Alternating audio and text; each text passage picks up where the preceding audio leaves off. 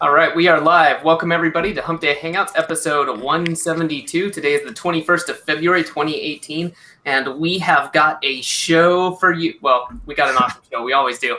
We also got some quick announcements, and then we're going to get into it. But real quick, we're going to take a sec, say hi to everybody, and I'll start as I see it. So, Chris, how's it going?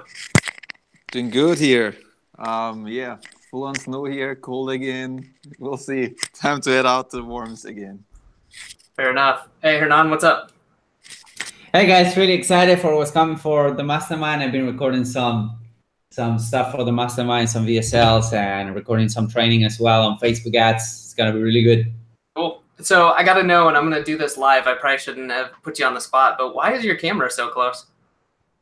Why? It's not that close now, man. It could be closer. Right. Do you want to see it? No, I'm good. I'm good. Okay.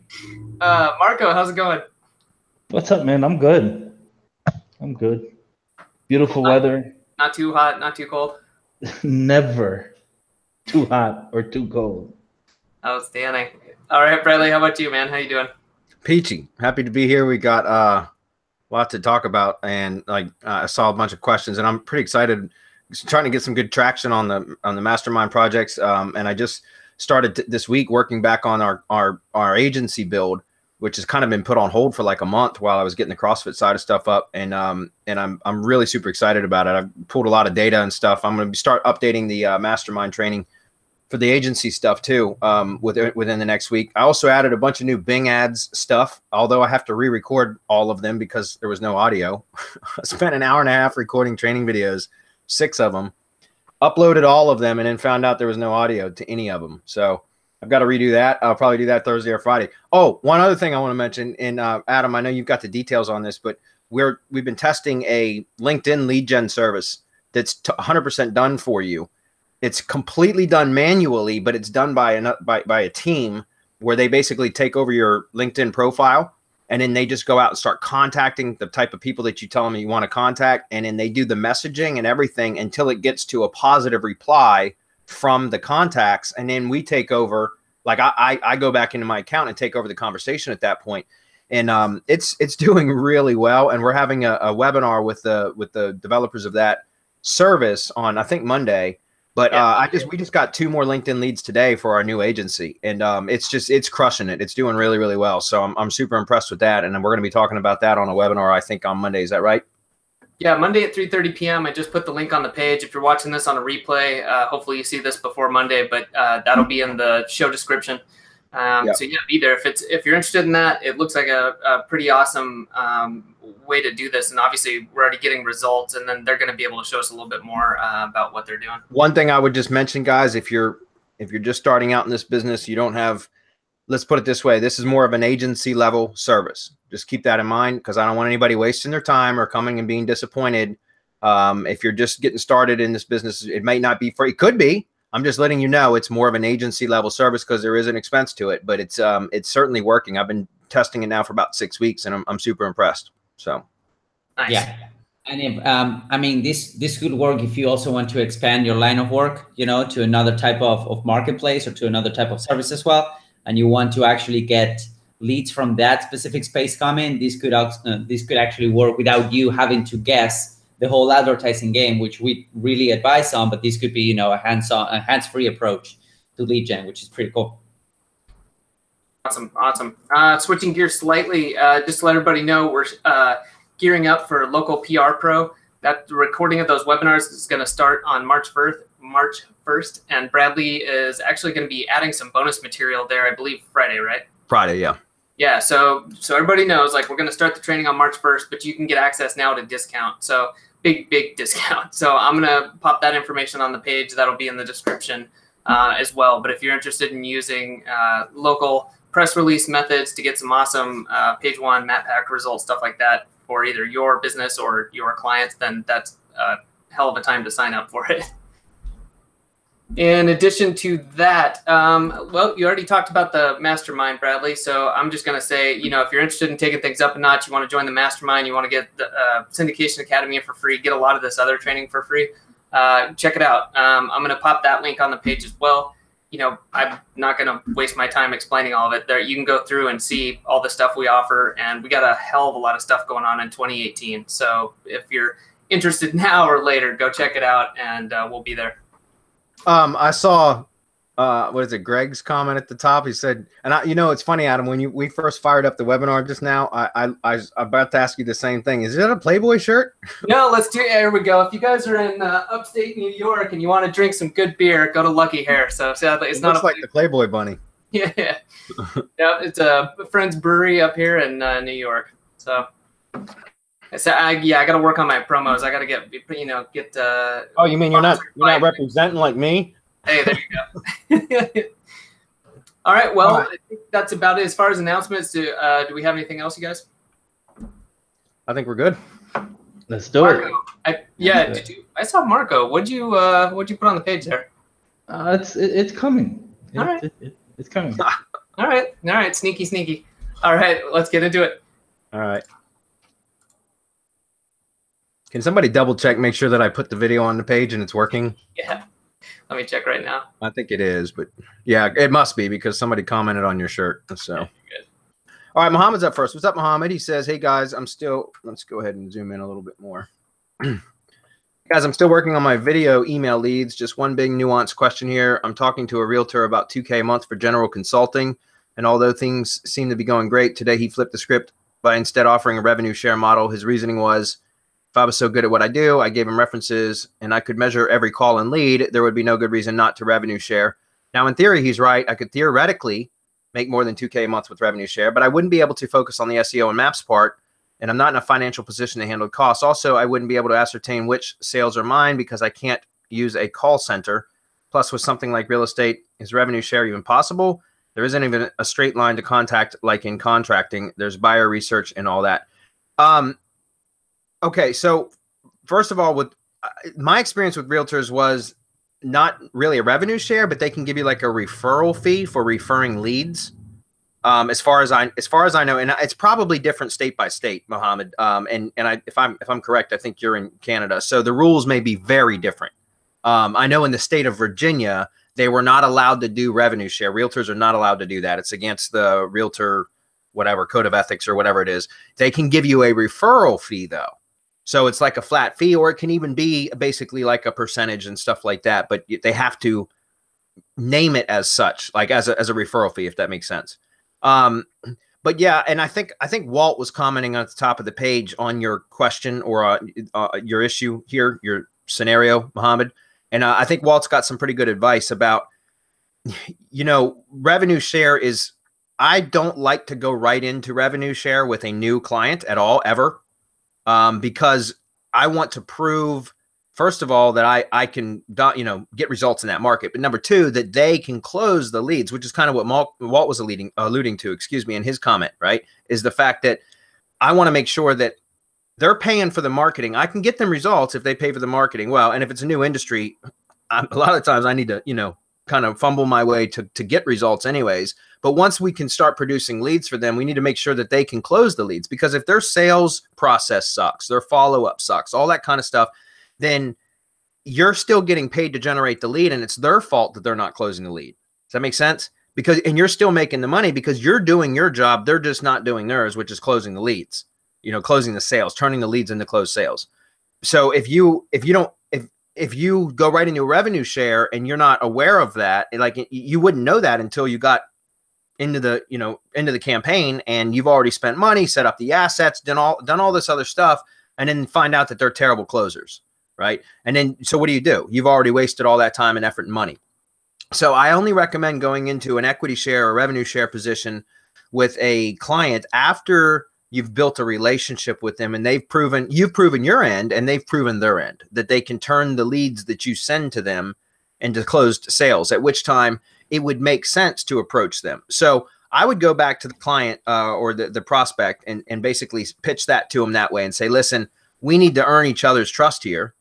And maybe you do some sort of a discount and I don't typically recommend that, but maybe work out, if you have to to get the deal closed, you might want to do something like, okay, look, let's compromise and give me this set amount for this much time to get results. And then after that, we'll renegotiate and talk about equity share or, revenue share model. If that makes sense. So it's going to be different on a case-by-case basis. And again, I don't have a lot of experience with realtors. I got out of that industry rather quickly because I realized that they were a real pain in the ass to work with. So, but you can, the good news is you can pretty much customize any sort of offer or engagement to work for both of you, but I would not recommend going into revenue share right off the bat. I would add, Bradley, if I may, that he needs to make this realtor aware that he has hard costs. Right. And that the hard costs are high at the beginning of any internet marketing campaign. Whether they are or not makes no difference. You have hard costs. So what are your hard costs? Somewhere around 65 to 70% of that 2,000. You can go as it's around 80%. I invest around 80% of the initial fee for the first 3-4 months until I get it humming, and then my costs are reduced as I produce more results and as everything gets to where it's supposed to go. Yeah. Sure, you have fees. I mean, whatever you want to make those hard costs be, they can be whatever you want. You can make a list that's a mile long of what your costs are.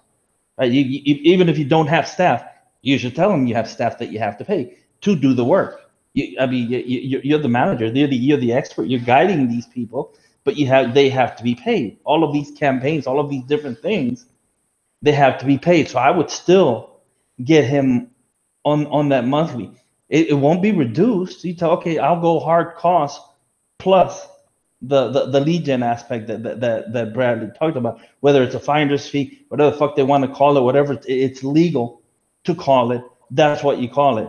And then you'll end up making more anyway, to where eventually you get to that point where, okay, now we know each other. You know I can produce results. I know that you can close the leads. Now let's talk about that rev share, and maybe you drop some of that monthly fee. But I would never drop all of it, because you still have to be paid for the work that you're doing one way or the other. Right.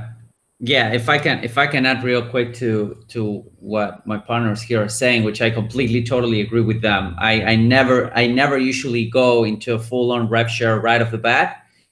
The good thing is that you can kind of negotiate a little bit. You can set up a setup fee, right? You can set up a setup fee so that, because on that case, the client is putting their money where their mouth is, right? And you're not working for free, which is the main point of all of this. Right. Now, so you can charge a setup fee and a lower retainer, and you can still have a revenue share position. So you're still getting some money in, right, to pay for your costs, because at the end of the day, your time will be there, but you also, as Marco was correctly saying, you might also have fixed costs, but you can negotiate a little bit. Like, I like to do it, the higher the revenue share, the lower I can go with my retainer up to a point, right? Like, for example, for Facebook ads campaigns, just an example, I don't charge less than $2,000, but it depends on how much money you're spending on advertising, right? And what kind of results that you want to have. So, and there's also the trust factor.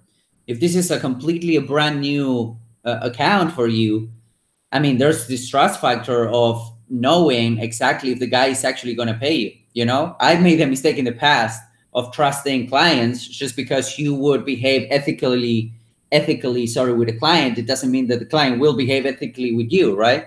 So you go from that position and you get screwed. So, test the waters. I mean, there's room for negotiation here, but I would definitely make him commit some way, shape, or form of cash so that he's serious as well. Right. Put some skin in the game on his end too. I mean, he's asking you to take all the risk right now, Mohammed. So, you've got to beat somewhere in the middle, which would be considered a compromise, or what another term for it. Stephen Covey calls it a third alternative, where you guys can come up perhaps with a agreement that works out well for both of you. That's not really like a let's meet in the middle, but let's come up with a third alternative, like some of the scenarios that were just proposed, such as maybe perhaps a retainer with some revenue share, lower revenue share percentage, or lower referral fee. Again, in Virginia, you can't call it revenue share with realtors. But anyways, maybe a lower revenue share fee, but some upfront costs, obviously, or a retainer, so that it is covering your time. Because again, then it's both of you are committing some skin to the game, if that makes sense. Okay. Great question, Mohammed. Jay's up. Jay, I read your question. Yeah, they should have been set to public on the web. I know this, he's saying it's for Marco, but Marco's going to tell you the same thing. That was probably, I'm surprised that got delivered without it being public on the web. I'm glad you caught it. Do you have any comments on that, Marco? Yes, I do, and I'm so glad that he posted this, because the done for you users guide is like right at the publisher and getting ready to come hot off the presses. And one of the recommendations in there is that although we do have a process in place where the done for you stack gets done, and we do have a manual Q&A where Jessen, our original done for you RYS VA, goes in there and manually checks. These are human beings, and human beings make mistakes. And so this was just an oversight where the PDFs didn't get set to public. It can happen. Since I know these things can happen, that's actually part of the user's guide. It's tough. There's a whole bunch of stuff in there that I'm not going to reveal right now. But just for this question right here, it's in the user's guide that's coming. There you go. There you go. It's on the screen. Yeah, that's a pimp cover too, man. No, dude, it's coming. And everything's in there, what you can do, what you should do. So we've tried to put as much into it as possible, so that even though you're not in RYS Academy Reloaded in the Facebook group and you can't ask the questions, you can refer to the user's guide for this type of thing. I'm glad you asked it. Sorry that it got through this way. I've already notified my done for you VAs that this cannot happen again. And if it does, some heads are going to roll, because we can't deliver. This is not the quality that we're used to. This was an oversight. So please excuse me. We'll try for it not to happen again. So Jay Turner, the next time if it happens again, I'll hold Marco while you hit him. Okay. Sam's up next. He says, I have a page stuck on pages 2 and 3 in Google for some targeted keywords. I've been publishing topical curated posts that link back to the page and syndicating them with IFTTT in hopes to getting the page to move up. My question is there a point after which you would expect to see positive SERP movement from doing this after 30 days or something? I'm not sure when I should consider doing more than that, such as ordering a link package to my syndication network or an RYS stack. Yeah, Sam. Okay, so you actually did the exact same process that let me rephrase. What you did was smart, was wise, because you were trying to accomplish your desired goal, right, with the bare minimum required effort. In other words, with using the least amount of resources. If all you're doing is publishing to your syndication network, publishing blog posts from your money site to your syndication network to try to boost a specific page on your site, that's perfectly acceptable. In fact, we encourage and recommend that kind of stuff, because a lot of the times you can get the results you want from that alone. However, after a certain point, and it's really going to depend on the industry, guys, and also depend on your patience level. Most of us are very impatient, but if you've tried that and you've been publishing posts consistently and you're not getting over the hump, so to speak, to your desired results, which, if you're stuck on page 2 or page 3, you're obviously not on page 1, then yeah, it's time to add some more into the mix, right? And so a drive stack is absolutely one of the best things you can do. I also completely always recommend press releases now. You can also do link building to your syndication network, which is incredibly powerful. And in fact, you should really be doing that anyways if you're going to be doing a lot of blogging as your primary link building for your money site, right? So in other words, if you're using your blog to build links that in the contextual links within the post that then get syndicated out, that are all pointing back up to the pages on your site, that's great. But what you want to do is power up that Web 2 network, your syndication network. And that's what link building is for, right? And also the RYS stacks can do that.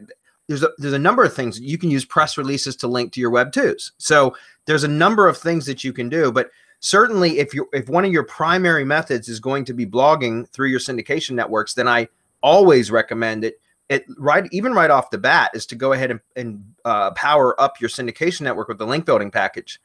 And then very strategically, if there's like, for example, if you're talking about a specific page on your site that you want to rank, that you've already published, let's say, it doesn't matter how many posts, but let's say you've published, 5 posts, blog posts that are targeting that page on your site. In other words, your primary target URL that you're trying to promote is a page on your site, and you're doing it by publishing blog posts and linking to that page within the blog post. Then what you can do is go to your syndication networks and pull the posts, the syndicated posts that are all linking back to that page, right? So pull all of those URLs, those specific post URLs on all of your Web 2 networks, and then build links directly to those URLs.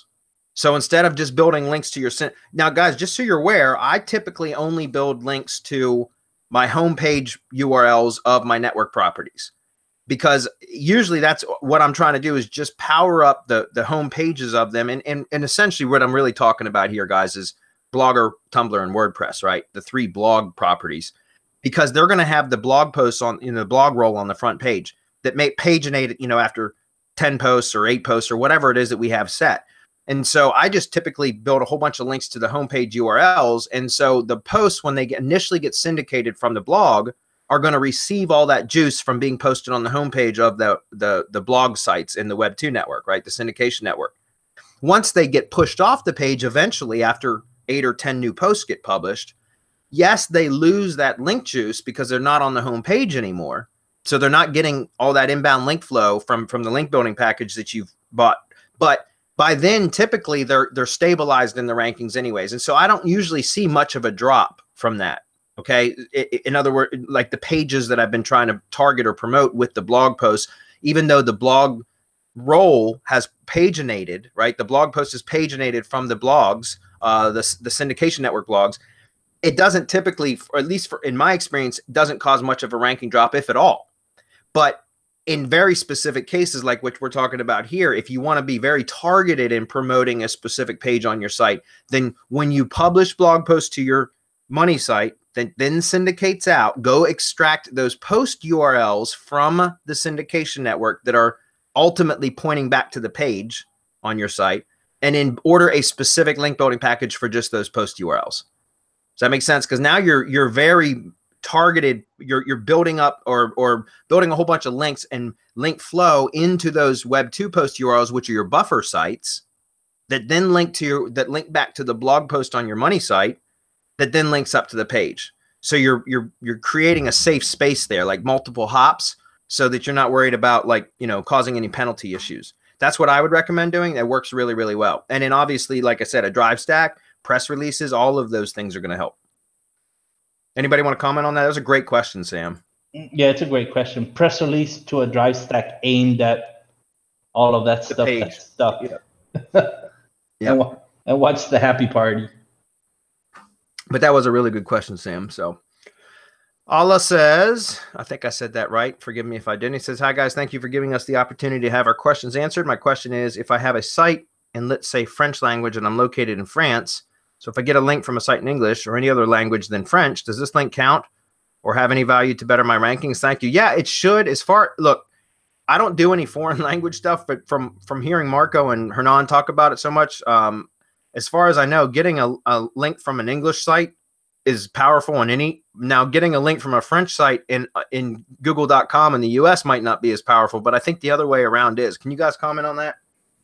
Yeah, I agree. Like, for two main reasons, like you have authority and you have relevancy, right? Marco has been talking a lot about that. We have been talking for a while about this, and you have authority. So if you have a really powerful link from, an authority website in English, that's authority. And if you have, let's say, links from French websites in France, but not only in France, like all over the place, all over the world, as long as they're in French, they will add up the relevancy that you're looking for. So it's a combination of both. I have had good results with links like tier 1 in, not tier 1, but tier 2, completely in English. So you can literally go ahead and do your syndication network in French, because those properties will be found on Google. So you want them to be in French, and they will be syndicating your content, your blog. But then you can, hire our link building services and whatnot, and you can do tier 1 English backlinks to those tier 1 properties in French. So it works really, really well. And it's still the name of the game that Google is not as advanced as it is in the English-speaking market in other markets. So, yeah, not only that, it's just that relevance flows no matter the market. RankBrain understands the relevance between the languages, and it knows that it's related content. And so whatever you push through, trust, authority, activity on the link, and anything else, Google will understand what's flowing through.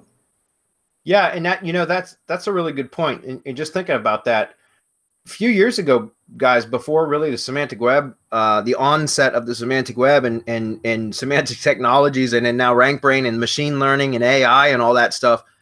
Yeah, there wasn't relevancy. Like if you went from a French website to an English site, there was like really no connection there, but like an understanding. But as Marco just mentioned, like with RankBrain and machine learning, the algorithm now kind of understands what is, it knows what's on the French page, it knows what's on the English page, and as long as they're topically relevant, then it's going to count, right? It's a valid link that should count, and that's pretty cool, because that's kind of a newer phenomenon. Like it's not something that when I got in the business of SEO was even available. It wasn't possible at that time. So it's pretty cool how it's advancing like that.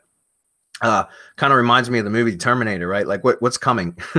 So Jason's up. What's up, Jason? He says, any recommendations for a service to get YouTube views from US based visitors? Maybe like 5,000 views. Yeah. AdWords, Jason, AdWords. In fact, my installment to the Mastermind newsletter for March, which we just sent yesterday to start getting published to go out to Mastermind members, is exactly about what you're asking, is how to, I talked about using AdWords for ranking videos in Google search, for local videos in Google search using AdWords, right? Because you can buy views directly from Google, which is 100% valid. In fact, they encourage it. They tell you not to buy views unless it's from them, right?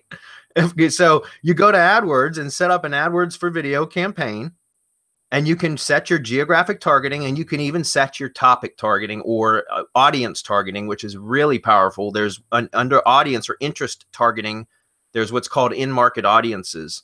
And if you can find your specific category within in-market audiences, that works really well, because what an in-market audience means is somebody has been recently actively searching the web for that type of content.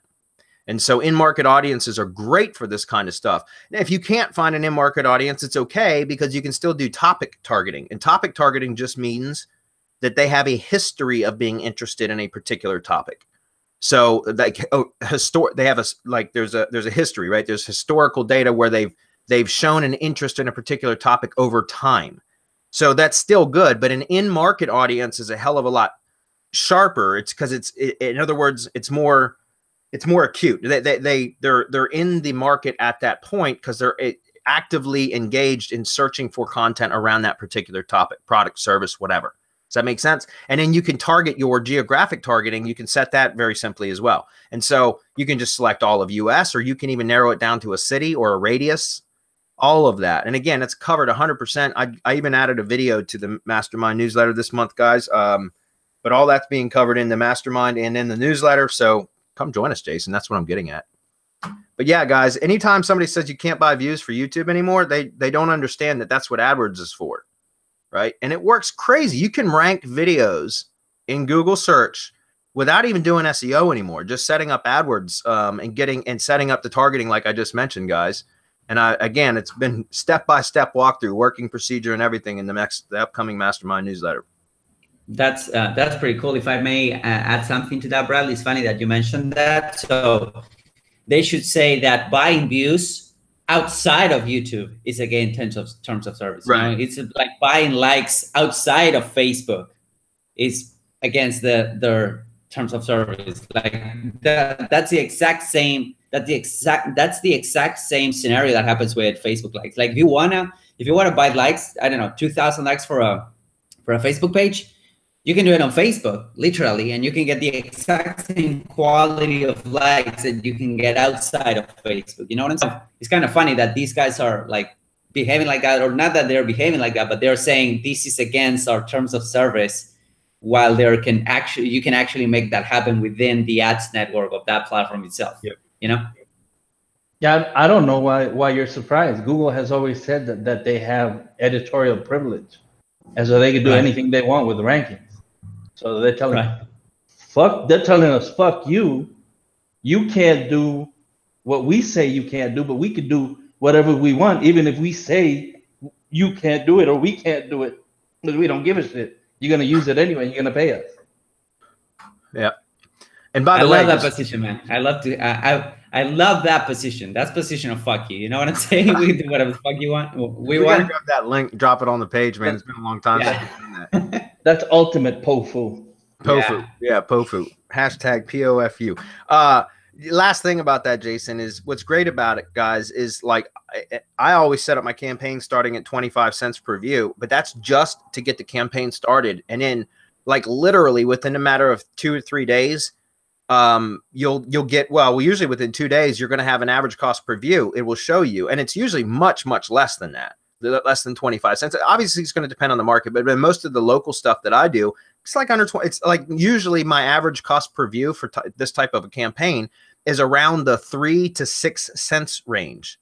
So think about that. That's insane. You could set $1 a day as your targeting option, or excuse me, your daily ad, your budget, your ad spend budget, $1 a day. That's $30 a month, right? And then you could end up with dozens of views per day. And at which point, like if it's for local video, like I said, I don't want it to look spammy, the amount of views that are coming in. So that's when I go in and start fine tuning my daily ads budget, you know, my daily budget amount, as well as what my maximum cost per view bid is. And I can also manipulate the targeting options a bit to kind of reduce the views, to get it to a level that seems more reasonable, like a volume of views that's more reasonable, right? But it's crazy what you can do. You can really fine tune a campaign for YouTube views. It's great, guys. It's absolutely one of the best things in the world. Like it makes ranking videos so much easier. Like it used to be something that I just did as a trick up my sleeve when I needed it. But now I'm almost every time I want to rank a video now, one of the first things I do is go set an AdWords campaign for the video. And it's, you know, if you set your targeting right, you can actually get some valid traffic that could convert from that too, from the ads themselves. But I usually set up the ads with the intent to get them to rank in search, if that makes sense, to get the videos to rank in search. And it's great because it's very inexpensive and it's easy to set up, and then Google does all the work for you. So good question, Jason. Nigel says, good day, gents. What's up, Nigel? Hey, Bradley, before yeah. we dive into Nigel's question, can I ask you a question? Mm-hmm. You're paying for views after the 3-second mark, right? Like that's when you pay for a view on YouTube. Am I correct? For a video view? You know what I'm saying? That they can skip on, or they need to actually view how's that working? That's my question. Well, you pay for, I'd have to look it up. You'd have to look up the YouTube help files. I know if they click the skip ad button or something, then you don't pay for the view. Right. If they don't click it within 5 seconds, then you do pay for the view. I think it is. Yeah. So like you'd have to pull it up and look at it. But typically, guys, like I even take videos that don't, usually like if it's a lead gen video that I'm trying to rank in Google search, it might not be set up with a real strong call to action at the very beginning of the video, because it's like typically when you're doing YouTube advertising, especially in-stream ads, which are the pre-roll ads, right? The ones that play in front of another video. Those are the ones that I use for this type of targeting. And so what you usually want in those type of ads is a call to action, very strong call to action right in the beginning. Because if you can get somebody to click the link right away before that 5-second mark, you don't pay for it or something like that. I know there's some pretty cool things that you can do with it. But if they don't click the link, then you end up paying for the view. Or if it's something like over 30 seconds. And again, guys, you just pull up the YouTube help files. It will explain that. But I still do it with the local videos that might not have that strong call to action anyways. And like I've got multiple campaigns running. I was actually in there optimizing them today. That's why this is fresh on my mind. And it's crazy because I've got one that I just set up about 3 days ago.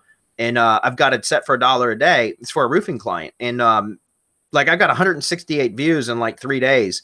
So what's crazy because the video is not even set up to be like a type of video that somebody would want to watch as a pre-roll ad. It's not like that type of a video, but I didn't care. I just wanted to run in front of people that are in a specific geographic area that have a history, a browsing history of looking for home improvement or roofing services. Does that make sense? So as soon as they watch that, now it's registered in Google and YouTube that there's somebody within a local geographic area that has clicked or watched the video that also has a history, a relevant search history, which is it's just a huge engagement signal for ranking. So again, just go look at the help files, guys, for YouTube about when you're charged for a view, and they explain it very clearly. I just don't know it off the top of my head. Sorry. It's a great strategy, though, guys. I'm telling you. All right, Nigel says, proxies, what is the best practice for managing proxies? Is it Firefox using CCleaner each time to switch between accounts? Or can you recommend a better solution, app, or provider? What process do you use? Okay, I use Browsio for anything that I need to use proxies for anymore, guys. And I talk about this a lot. But the reason Browsio is, I use it very simple, specific process. And that's only to have accounts that are assigned to either specific proxies if I need them, although I'm using less and less proxies now, guys. I'm doing almost everything through my own IP. And here's why. This is exactly why. And again, this should probably be a frequently asked question if it isn't already. Guys, if somebody wants to make a note of this. With Browsio, what I'm doing is I'll open up a, add an account. And there's also Ghost Browser, guys. There's so many different functions for these tools. I use it for one thing and one thing only, and that's just to keep browsing sessions open for different profiles. That makes sense. I'm not even using proxies on about 90% of the stuff I do anymore, guys. It's all going through my own IP, and I've got zero problems with it. Because what I'm doing now is I'll assign an account, a profile to Browsio, and then through my own IP, not a proxy. Then I open up the browser, either Chrome or Firefox or both, that within the Browsio window, and then I start using that profile. But I never clear the cache of the cookies. I don't run ccleaner on that. And since I'm not there, and because that profile will keep or maintain that search history and the browsing history. And so it starts to build a profile of a search history. Google, all the sites that I visit, they start to cookie and build a profile for that persona, which is absolutely natural. And so why we used to use proxies all the time, guys, was because we would always be logging into the same browser through the same IP, but through different profiles. And so we would have to clean the browser, or else it would be very clear that we were mixing profiles. Does that make sense? Whereas with Browsio or Ghost Browser, or any one of the apps that do that, you can log in through your IP to a particular profile, but that profile is going to build its own history. Even though it's on your IP, it doesn't matter. It's because the browsing session remains is maintained, right? It doesn't get cleared or cleaned. So every time you log into that profile, it's just picking back up where it left off the last time. And think about all the public places, guys, that people go to, in public Wi-Fi's, I mean. They're everywhere now. And so there are all the time dozens, sometimes hundreds, and sometimes even thousands of people logged into the same IP. So it's really not an issue anymore, as long as you're not wiping your tracks clean after every session, which is what we used to do. And I used to recommend that. In fact, it was recommended in Syndication Academy. But the updated recommendation is to no longer do that, because it's not natural, guys, for you to log into any profile on a 100% clean browser every time you log in. And that's what we used to do.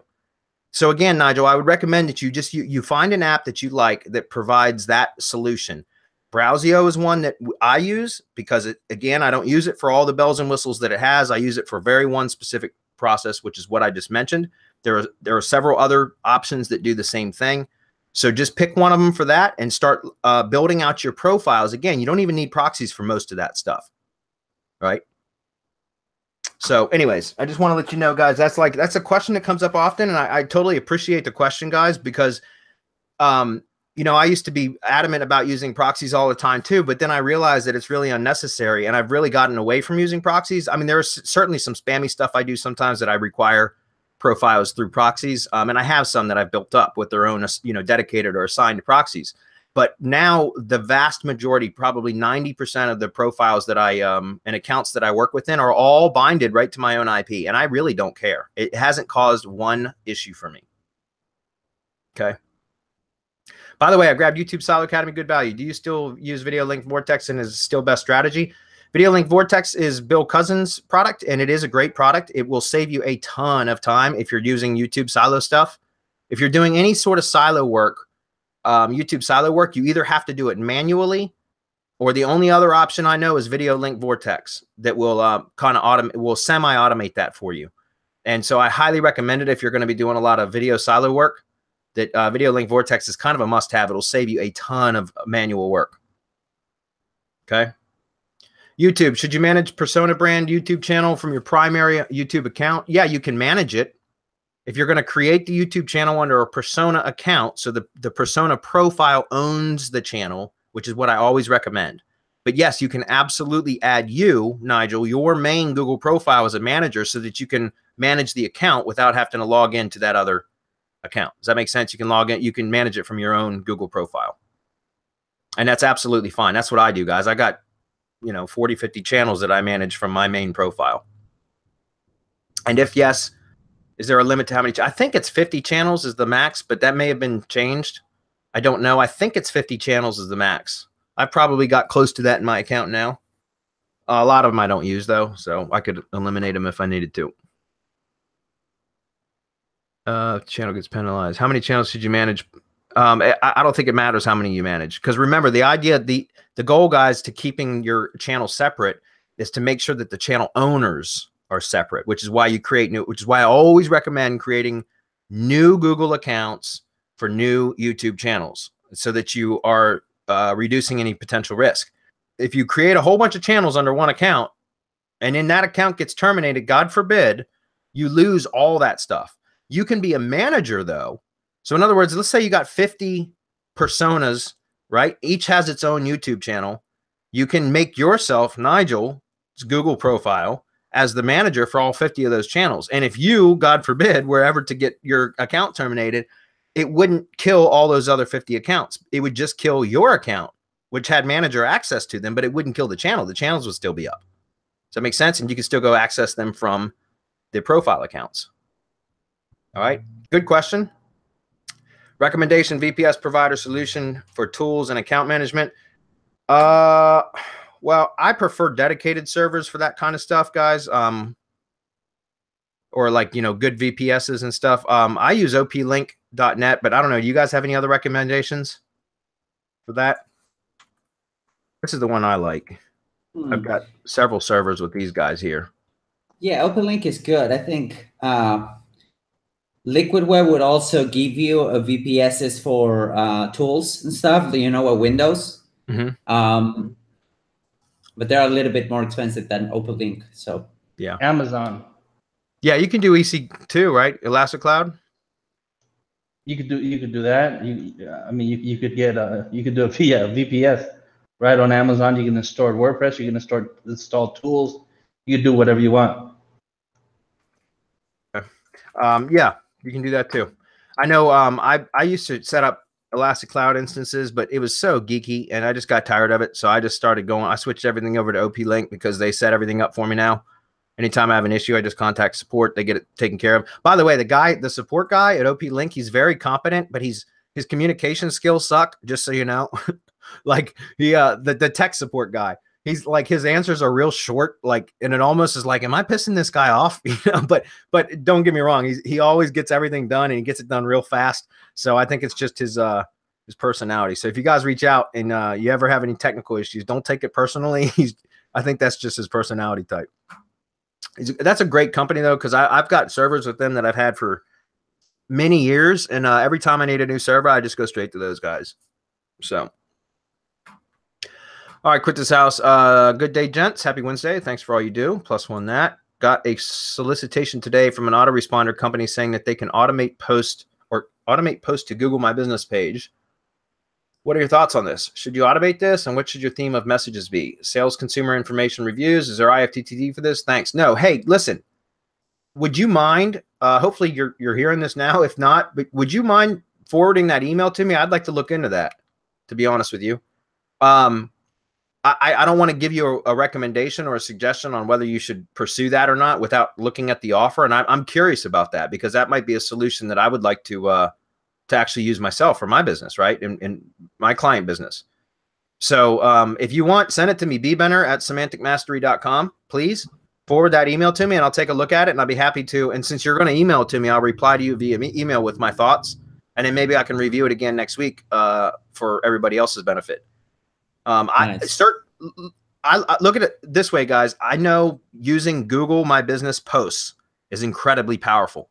What I don't like about it is that you have to go in and update the post every 7 days to keep it live, which is why I'm not doing a whole lot of that right now, because it requires too much work of going back in all the time and updating posts. So if there was a service out there that would automate this for me, where every 7 days it would create new posts, then I would absolutely use it. But I would need to test it first to see if it's something that I could recommend. So again, please forward that email to me, bbenner@semanticmastery.com, or reach out to me via Google Plus. Let me know, and I'll review it and I'll let you know. I'm anxious to see what it's about. Any comments on that, guys? Marco, I know you and Rob have been doing a whole bunch of stuff with that. Have you come across any automated services for that?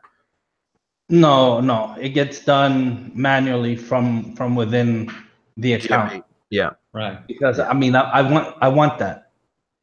I want Google to see someone that actually going in there and doing the work. It's working phenomenally well, and I am not going to change anything that's working this well. Yeah, okay, I agree with that. So I'll be the guinea pig on the automation stuff. I've got plenty of projects that I could apply this to test it. So I will definitely test it out, man, if you send it to me. Okay. AJ says, I have a website up. Do I need to start from scratch with themes, plugins before I build the network? No, sir, absolutely not. As long as you have an RSS feed on your site, so that whenever you publish blog posts, that automatically updates or inserts it into the RSS feed, then you're fine. You don't need to start from scratch and build all that stuff out again. That's absolutely unnecessary. As long as you have an RSS feed, if you have a WordPress site, you do have an RSS feed. Okay. Even if you don't have a WordPress site, a lot of site platforms do. CMSs typically do. If it's HTML or something like that, then likely not, but you could still create one. But yeah, which themes do you recommend? Personally, if I had to only select one theme developer right now to learn, I would say probably Thrive Themes. Just because there's so many tools and options and stuff. They've got they've got like landing page builders and what they call Thrive Architect, and they have, the opt-in and lead gen forms and like all this stuff, guys. They've got a lot of really good things. If I was going to start all over again, I would say just the one. There's certainly a learning curve with all their different things, but they've got some really good stuff, and they got a lot of really good training for all their stuff too. Anybody else have any suggestions? Yeah, Thrive theme works because they are mostly conversion based, and they're light enough. I mean, they're not filled with JavaScript and whatnot that will actually interfere with your SEO efforts for the most part. Another one that works really well and simple for a blog is Genesis, like the Genesis theme as it comes out of the box. But yeah, the good news is that you can start with something super simple and even ugly, and test the waters, test that if it would actually rank, and then you can make it pretty. We used to do it the other way around, right? We used to go ahead and install a theme and make it look perfect and whatnot, and then build out a website and then build out the networks. But then we realized that that was not the way to go. You need to test the market first, and then you dedicate a lot of time to that project. So Thrive or Genesis or maybe Avada, but those are my options. Very cool. Okay, Walt. Yeah, this was answering. Yes, this is what I was referencing earlier to Muhammad's question. So thank you, Walt. That's good advice. I totally agree. No, maybe illegal to go revenue share or referral fee. You must be licensed. Yeah, that's what I was talking about. And I can't remember. I think it was I think they were allowed to pay a referral fee. If I remember correctly, that was how it had to be worded in the contract, because that would essentially be listed. For those of you that have done real estate in the United States, you get what's called a HUD-1 statement at settlement. And so that's how I would get paid. Whenever the house would go to settlement, the deal would go to settlement, on the HUD-1 statement, it would be listed as a referral fee, and it would pay me that way. But that was the only way we could get away. We could do it in the state of Virginia anyways. So I totally understand what you're saying. Coffee is for closers. Somebody's no, okay. I just want to make sure. Good movie reference. Yeah, that's the ABC, right? Or Glengarry Glen Ross. Yeah. Yeah, Glengarry Glen Ross, I think it was. Always be closing. Marco, I wouldn't share too much about my business model with a cheap realtor. He would try to lower your monthly bill because he told him that your costs are lower. Yeah, I mean, this was just for this instance for Muhammad. I mean, he can always walk away. It's not common practice. I don't do it. I won't lower my fee. Period. I'm at the point where I can say I don't need you. You need me. Why the fuck did you contact me if you're not willing to pay my fee? That's how I talk. It's real talk, man. I don't pussyfoot with clients anymore. I don't have to do it. Muhammad's getting started, and so if he wants this client, if he needs this client, then that's one possible approach. If the guy's cheap, he's gonna say no anyway. Then Muhammad can just turn around. Okay, see you. Let me go see if your competitor wants the deal, and fuck you. POFU. Wait, did somebody post that? We really need to post that. Damn it. I don't want to waste the next 5 minutes looking for the URL. Go, Marco, can you grab that, the POFU link? Drop it on the page for everybody's benefit. Okay, Ryan says, what is the best platform for an online membership-based course? Okay, we use Value Add-on. But for some reason, I guess like over the weekend, Value Add-on was down. Like the archive area was down for a period of time, and so I don't know. I mean, I'm not going to badmouth Value Add-on. All platforms have their ups and downs. I like Value Add-on. I've liked it ever since we started using it. So I recommend that. I haven't really used a whole lot of other platforms. We tried using the ClickFunnels membership platform. I didn't like that at all. Although I love ClickFunnels, I didn't like the membership platform. So we've been using Value Add-on for like 4 years now, and I like it. So, anybody else have any other recommendations? Yeah, I would say that I work with a lot, like MemberMouse for WordPress, ClickFunnels, Kajabi, wishlist members, and they all have their own ups and downs. Like there's no an actual end-all be-all or one-size-fits-all. It will depend on actually what you need to be. Memberium lately for a client, Customer Hub, and they also have that at some point you will need a developer. Just think it like that. So yeah. Okay. The second part of that is, why do you guys always do your live stream Q&A on Google instead of YouTube? Because it gives us this wonderful event page. Our live stream is on YouTube, right? We're using YouTube. You can't. Google Hangouts on air is gone. You can only do it through YouTube now, right?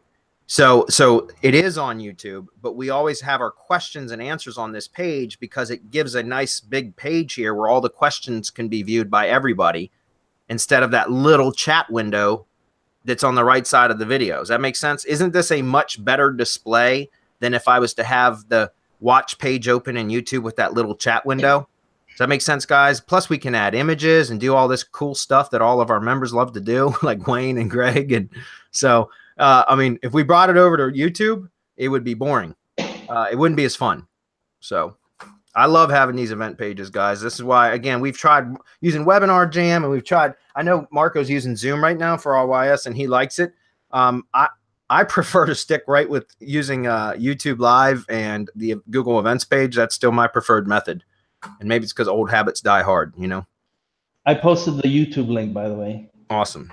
POFU, guys, go watch that. If you're easily offended, well, then you shouldn't be on this webinar anyways, really. Is content mastery still relevant? We don't have that anymore. You might be talking about Content Kingpin.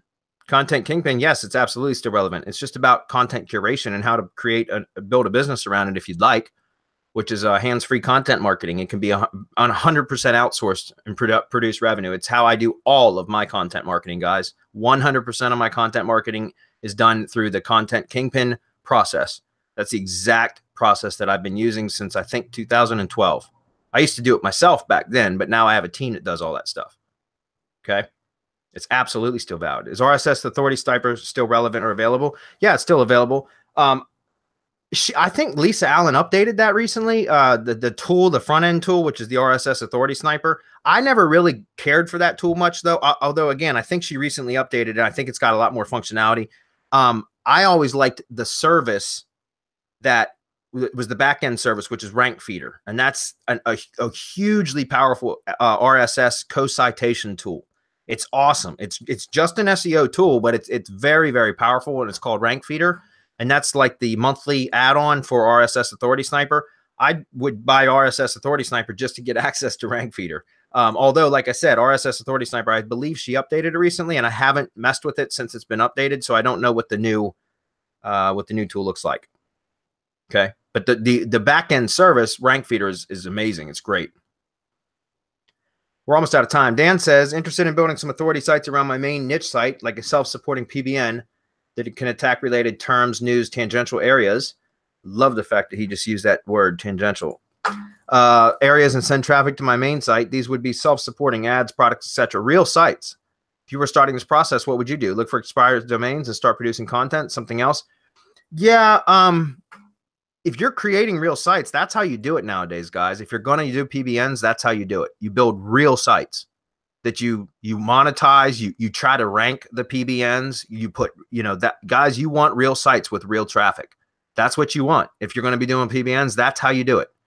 So how would I do it? Well, I would, if I could find some relevant expired domains that had the same, very similar topics on them, then yeah, sure, I would do that. Because then you can basically step into some authority, some already generated authority.